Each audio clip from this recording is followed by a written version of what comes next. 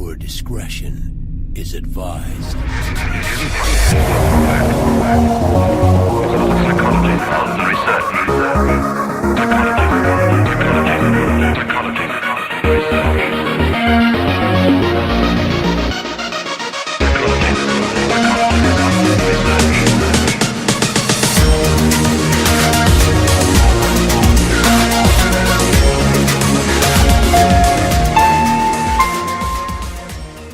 We're the FC kids, with bold shots of charging. It's a podcast show with Toast and Max, and random news guest host sometimes.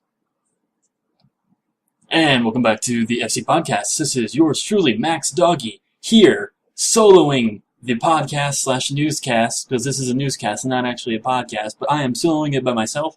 My good friend Toast is out with some family issues, so hopefully everything is a-okay with him. But for today's show, which you will be hearing on Monday most likely, you get to hear me. Aren't you just excited? It's going to be amazing. So, why don't we get started with some gaming news, because that's what we do here. We do gaming news on the newscast. So, start off with some big topics, and if you would like to send us some listener mail, because we have a contest running on, we would have greatly appreciated it. Because right now, Jumanji is the only guy that has entered the contest as of the time of this recording. So, if you would like to win some Microsoft points, which will be converted into your local currency, please enter the contest. We would love to have more of you join us and make awesome things for the podcast, because we know that you love the podcast and the newscast, and we know that you know that we're awesome. So, please, give us podcast stuff. We will greatly appreciate it. So like I said earlier, let us go into the big topics of the gaming news world.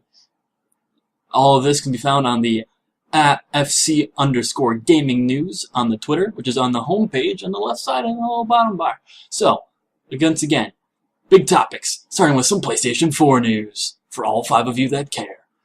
Raz, mainly.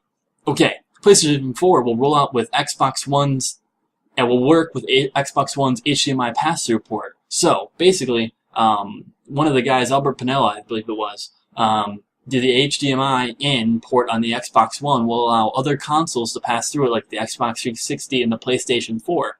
So Albert Pinella said that you can have Rise, Son of Rome playing, and then you can switch to whenever you're done matchmaking in Killzone, for example.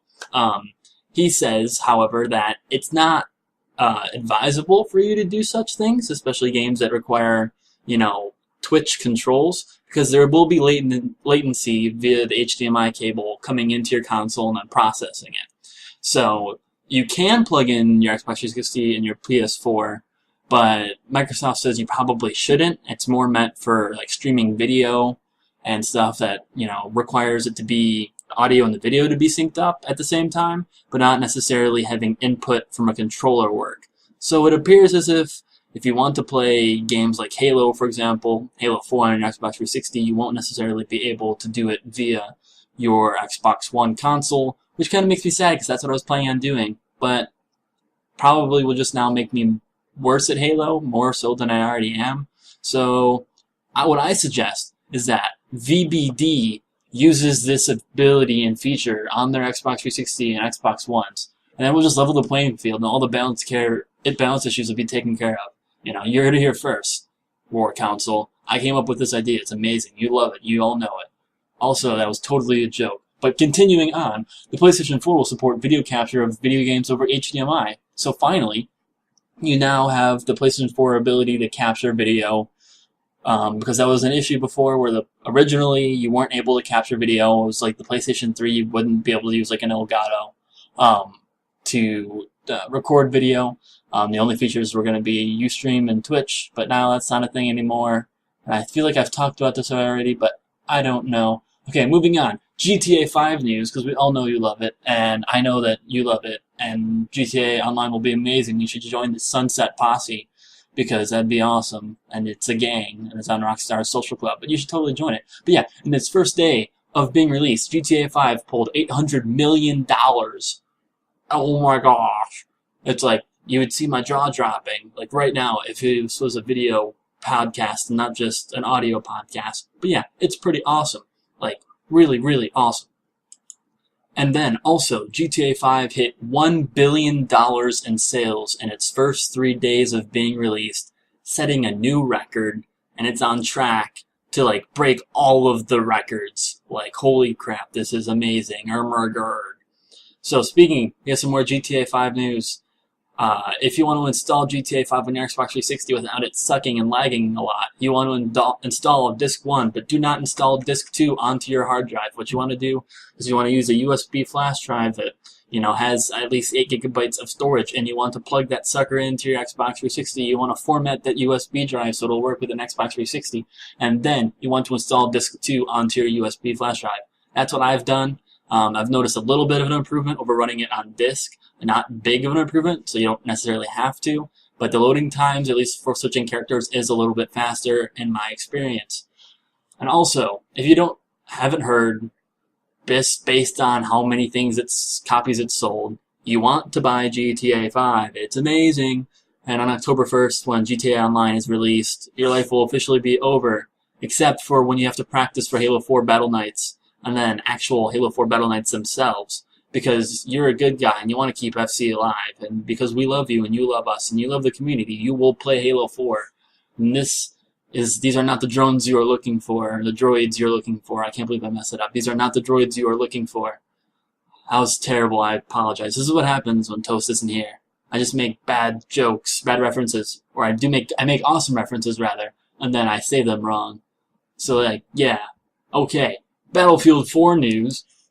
The Battlefield 4 beta dates have been announced, so if you pre-ordered the Battlefield 4 Digital Deluxe Edition on PC, or you're a Battlefield 3 Premium member on PC, I believe, or if you're a registered owner of the Medal of Honor Warfighter Limited Edition or Digital Deluxe Edition, you will have access to the beta on October 1st, which is coincidentally the day that GTA Online comes out. So I will be personally kind of distraught over what I'll be playing, but I'll probably be playing Battlefield 4 because Battlefield 4 is awesome.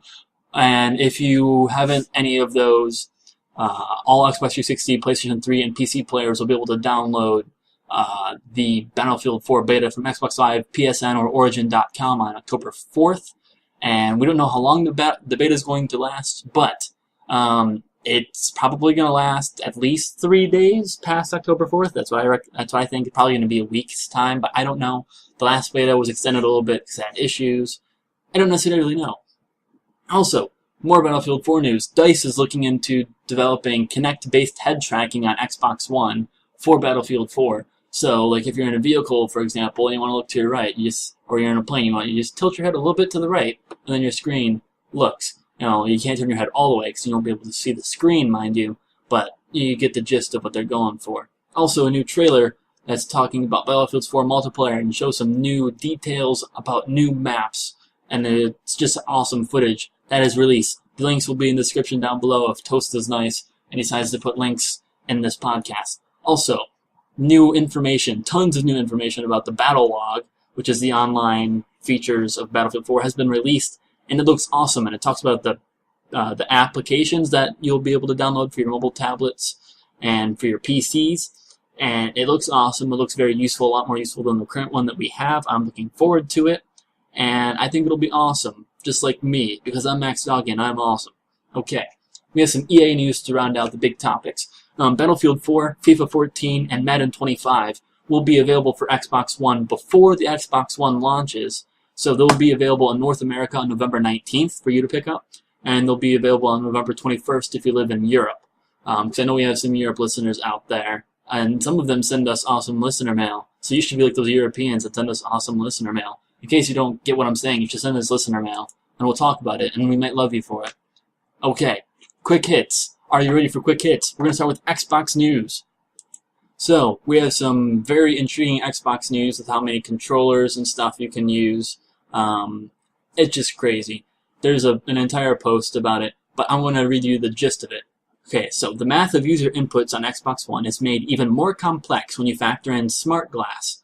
Apparently, if you are someone creates a game allowing 8 players to play using traditional controllers, because 8 physical controllers are allowed to be used, if 8 players use 8 controllers, and then 16 players can wield smart glass applications or tablets, that could hypothetically allow for 24 players to play together on a single console at the same time. However, only 6 user profiles can be logged in at one time, so there's going to be like a lot of guests. And then in theory, Microsoft doesn't even know if this is possible. But with those 24 players, you can have 6 additional people being tracked by the Kinect camera, and those people are automatically logged in. So you could have 6 people via Kinect, you could have 8 people with controllers, and 16 people wielding smart glass tablets or applications. And so you could have like 30 people playing one different game. I don't know what you would want to use it for, but the tablets, they'd have their own screens, so they wouldn't need like space. So you would have like 6 people in the front blocking all the 8 controllers people's views. So I don't even know how that would work. Maybe you have like the smart glass tablets like working as screens for the 8 players, and then you have the 6 people via Kinect. I don't know how that'll work. Microsoft doesn't even know if that'll work, period. But yeah, it's possible, apparently, in some way, shape, or form. So if you want to develop a game, and then you want to, like, say, go to fcwars.net, and you like, join our Halo community in the credits of that video game, or just, every time you do an action in that video game, that'd be great. We would appreciate it. We might give you Microsoft points. You know what? We'll make that a contest. Well, not really. We won't make it a contest. But if you do it, you'll get 800 Microsoft points. I will guarantee you that from my pocket. I will give you 800 Microsoft points if you create a game that uses 24 players and you market FC Wars in that video game. And it'll be great. And you'll be 800 Microsoft points richer. And then all the people that buy the game, it's a win-win-win-win-win situation. It's just amazing. Okay, more Xbox news. Microsoft has said that you can stand the Xbox One any way you like it, as long as it's flat. Because apparently the disc tray isn't designed for vertical usage like the Xbox 360 was, and the fans maybe aren't set up the same way. But I think as long as you don't use a disc, like physical disc, if you have it downloaded, maybe it'll work if you want to stand it vertically. I don't know why you would want to stand it vertically, but Microsoft says it's not the way that the console is designed. It wants it to be, laid flat. So don't get any ideas of standing it up like you might do with your 360 now.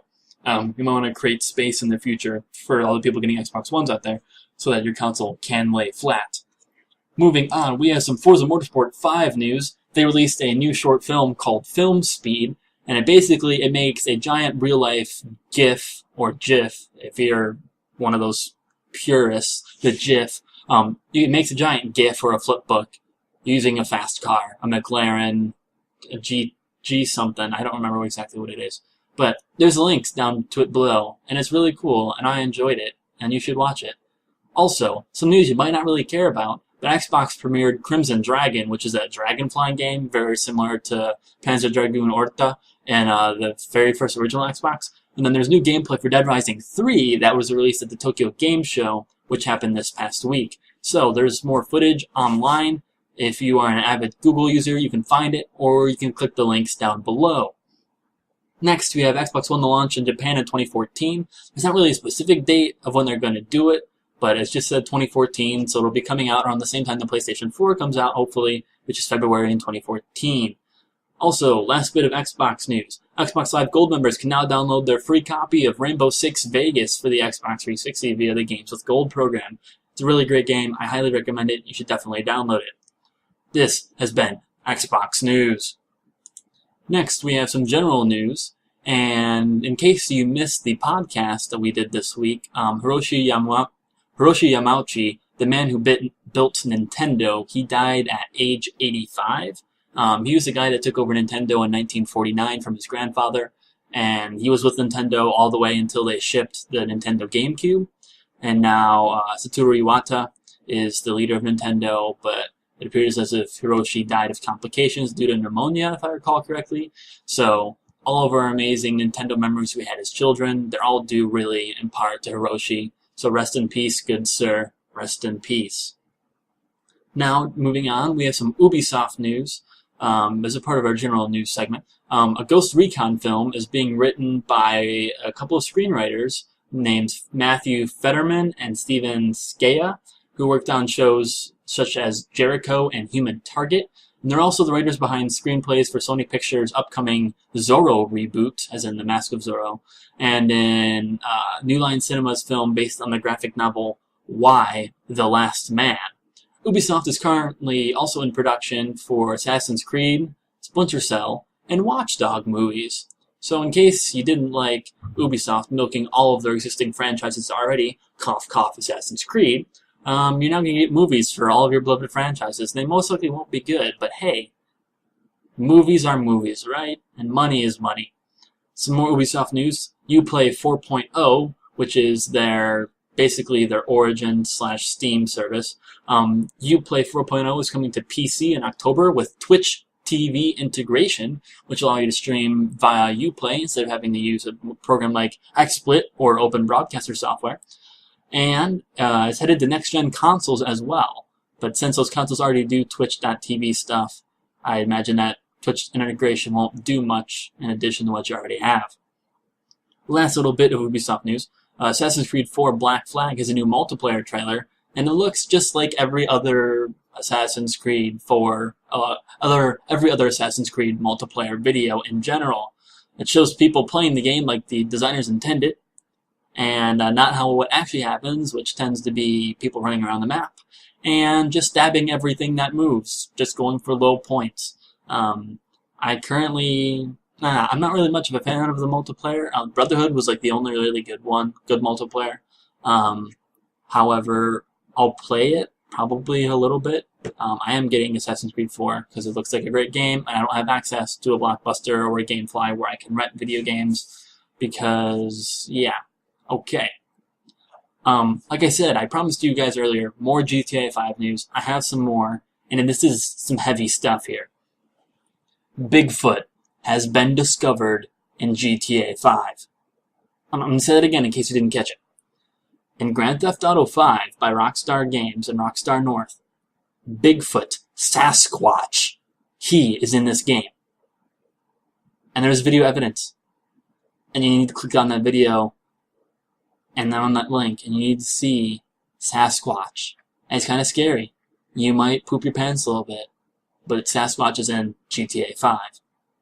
Also, Achievement Hunter, the lovely guys known at Rooster Teeth, they've created a Grand Theft Auto 5 map. Painstakingly, Jack Patillo has done it, and he's adding stuff constantly. Currently, all of the stunt jumps, all of the letter scraps, and the spaceship parts are now on the map, so you can go ahead and do all those collectible things before GTA Online releases and you have no life anymore.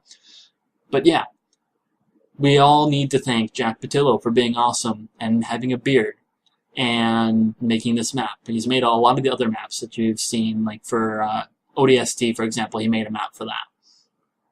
And then some Batman news. Batman Arkham Origins has multiplayer footage, and it's from the beta version of the game. So if you're looking at this new WB Interactive instead of Rocksteady production, there's a trailer for you. And you're welcome, America and Canada and other countries in which you live, Netherlands, stuff like that. Okay. So we have some Metal Gear Solid 5, the Phantom Pain gameplay video has been released at Tokyo Game Show, and it looks pretty good. It looks like a beautiful game. There was that controversy a little while back with the character Quiet, who's like hardly wearing any clothing, but yeah, so that's a thing. We have some Dark Souls 2 news. Dark Souls 2 hits the PlayStation 3 and Xbox 360 on March 11th of 2014. So if you want to hold on to your consoles and play some Dark Souls 2, you can certainly do so on March 11th. Also, Valve. If you play Counter-Strike Global Offensive, Valve has released 8 new maps, collectively dubbed as Operation Bravo.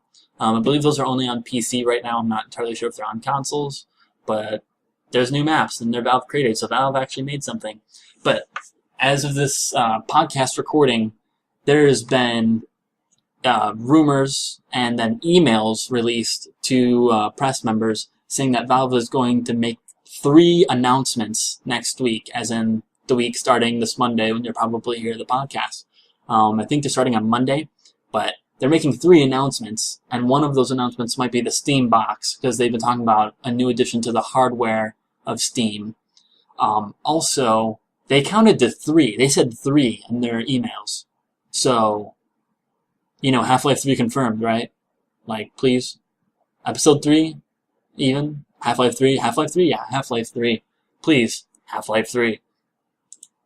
Yes, so we have some PlayStation 4 news to round out all of the major sections. The PlayStation Eye will connect your hands and voice to the PlayStation 4 in a similar vein as the Kinect, but not really. PlayStation 4 users with an Eye will be able to log in via face recognition and also will be able to use voice from the game page to launch titles. Other than that, there's not much you can do with it.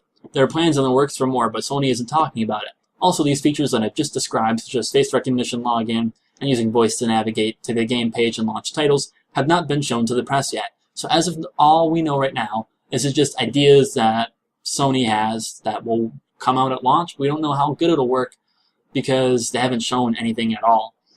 Sony will launch a library of PlayStation 3 games through Gaikai in 2014. That's old news, but it's come up again recently because they're trying to narrow down the dates of Gaikai, but they're saying you probably can throw away your PlayStation 3 and buy a new PS4 is what they're saying, so that you can play your PlayStation 3 games. But that's that. And also, some people got some hands-on with the new PlayStation Vita, which has an LCD screen instead of the OLED screen that it currently has. At Tokyo Game Show, there's links down below. And also, a PlayStation 4 exclusive called Deep Down, which is a RPG from Capcom that people are really excited for. It has gone free-to-play, so it'll be a free-to-play title on PlayStation 4. And all of the people that were excited about it, basically, are not excited for it anymore because they're afraid of getting nickeled and dimed. But hey, the game's free, and as long as you don't spend $60 or more, you got your money's worth, in my opinion. But I don't know how free-to-play games will work on the new next-gen consoles. If Toaster were here, I'd probably go on a rant, but he's not here, sadly. So I guess we'll all have just a moment of silence to cry about it. That was our moment of silence. Okay, we have some general news. Sega is going to acquire Atlus's parent company for $140 million. So Sega apparently still in the business of games and trying to survive as a company. I don't understand. Atlus made Catherine, I think, if I remember properly. I probably don't remember properly, but that was a thing. Also, GameFly has launched a new PC digital website. It's not for renting games via the PC for a limited amount of time. It's actually for downloading games, much like Steam and Origin. So that's a thing. If you use GameFly and you want to give them more money, you can do so now. Also, the new CEO of EA has been announced, and his name is Andrew Wilson. So if you care that EA and John Riccitiello aren't a thing anymore, Andrew Wilson is your new guy to hate and, boycott against, because EA is evil, apparently. Actually, yes, they kind of are. Most publishers are evil, just kind of the way things works, because money. So, that has been all of our gaming news for today, as in Sunday nights before Battle Nights. As more gaming news comes out, again, you can follow us on FC_gaming news on the Twitter feed. And you can follow us on your Twitter account, because we love getting follows, and I like feeling like people actually care about me. I feel good when people follow me and then retweet my stuff, because it's beautiful, and I love you all if you were to do so. So, I'm going to announce a quick question for you. On a scale of 1 to 10, how amazing was this podcast by myself? I want some feedback. Send it in a listener mail and tell me how I did. Did I talk too fast? Did I talk too slow? Do you really miss toast? Because I miss toast. But seriously, I will save some questions that I had for another day, and I will see you after the break for some Battle Night coverage. So this has been Max Doggy, and insert funny joke here to end out segment.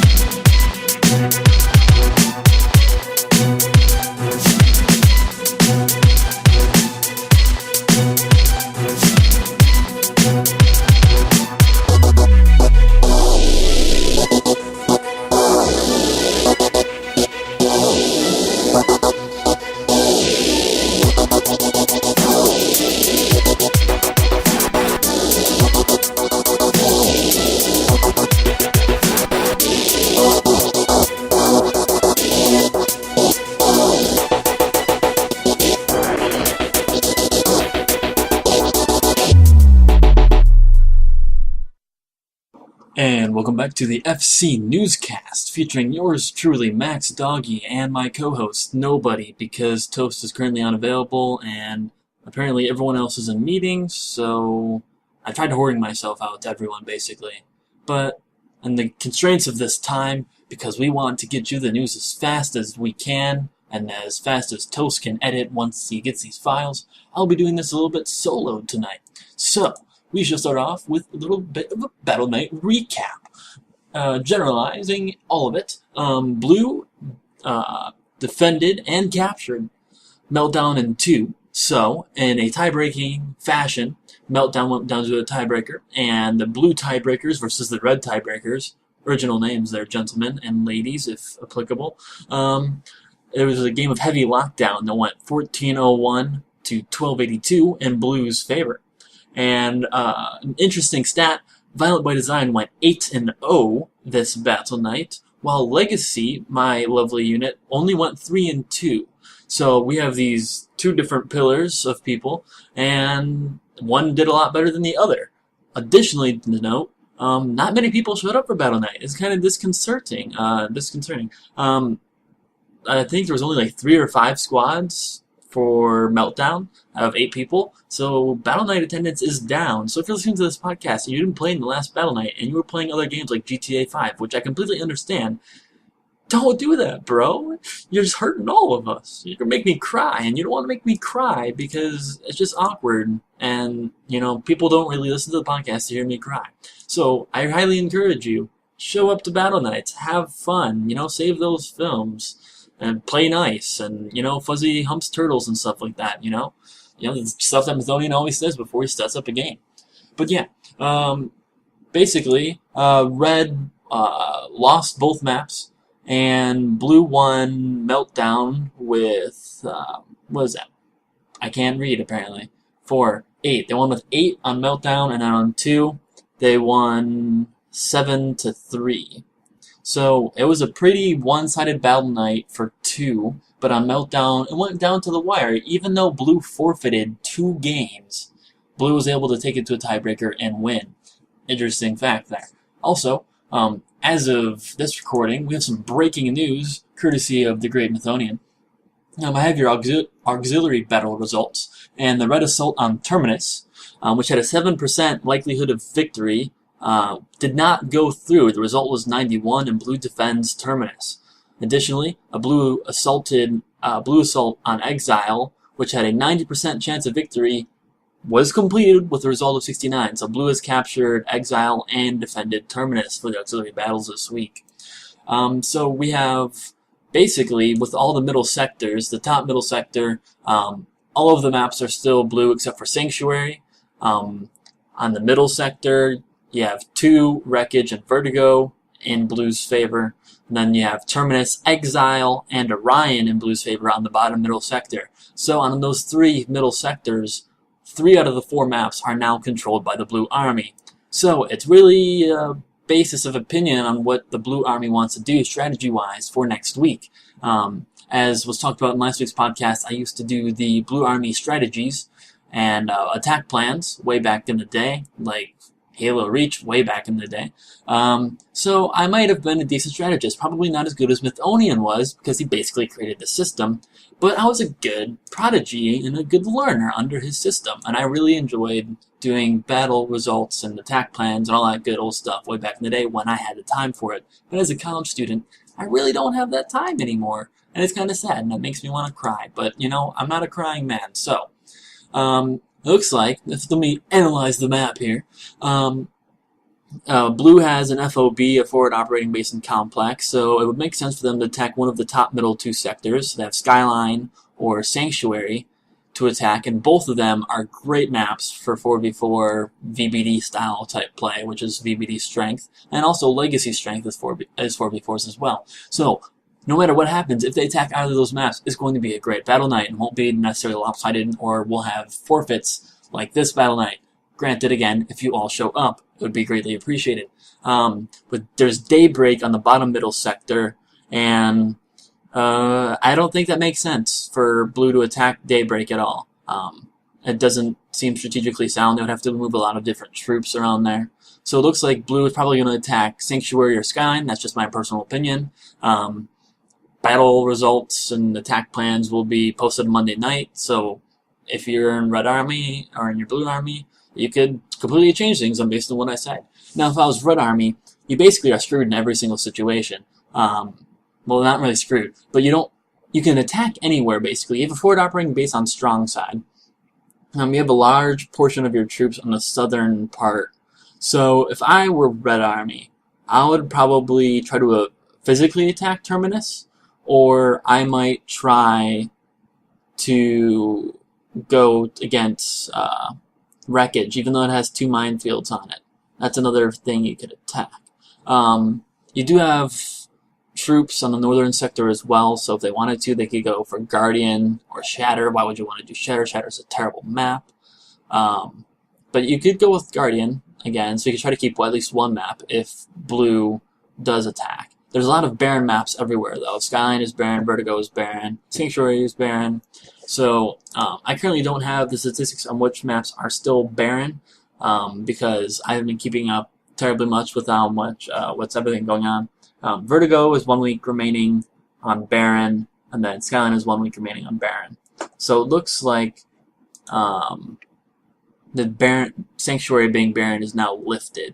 So that could be an option for Blue to attack, and then Red could, in theory, go against Guardian or Shatter or Meltdown. No, they can't do Meltdown. But yeah, those are definitely options for both armies. It'll be interesting to see what happens.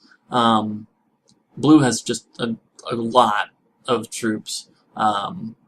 It looks like, yeah, you know what, with Red, it makes sense for Red Army to attack either one of the 2 top sectors. Because of the position of their brigades that actually can attack. So, that's my opinion on what the battle results and battle planning. That's what I believe is going to happen, but I don't get paid to do this, so if you guys want to pay me, you can do so. Or what you guys could do is you could enter our contest to make any FC podcast or newscast related items, whether they be graphics or musical introductions or editing my amazing introductions of the FC version of the Bungie podcast, which is also coming out on Tuesday or Monday. I think it's Tuesday or Thursday this week. The Bungie podcast is coming back. And it's going to be great. And they're talking about Destiny. It's going to be awesome. So you guys should look forward to that. But you guys should enter our contest, and you can edit my specialized version of the Bungie podcast introduction, or you could just make new introduction music, new outro music for us, new graphics. Anything and everything will be accepted in this contest. And as of this recording, I haven't checked since yesterday, but Jumanji is the only guy who's actually entered anything, and right now he's just going to win 800 Microsoft points just by showing up to the party. So, I highly recommend you guys enter this contest. Oh, breaking news, this is the FC Newscast, and we have breaking news from Mythonian. The treasury and victory conditions have now been updated, so I will read those off to you because Mythonian just updated them. So, treasury-wise, it looks like the Red Army has 2,000 credits to work with, and Blue Army has 7,450 credits to work with. So it doesn't look like Red Army is going to necessarily be able to use its ambush again, which they've been using the past 2 weeks. Blue can do whatever the hell they want because they have tons of money. Victory conditions, though. Red has all of the victory conditions applicable for conflict. They have 30 wins. So they are now finished on that. And then they have 18 out of 20 for extraction, 8 out of 20 for asset, 5 out of 15 for liberation, 1 out of 15 for occupation, 4 out of 10 for lockdown, 1 out of 10 for executive, and 1 out of 10 for ricochet.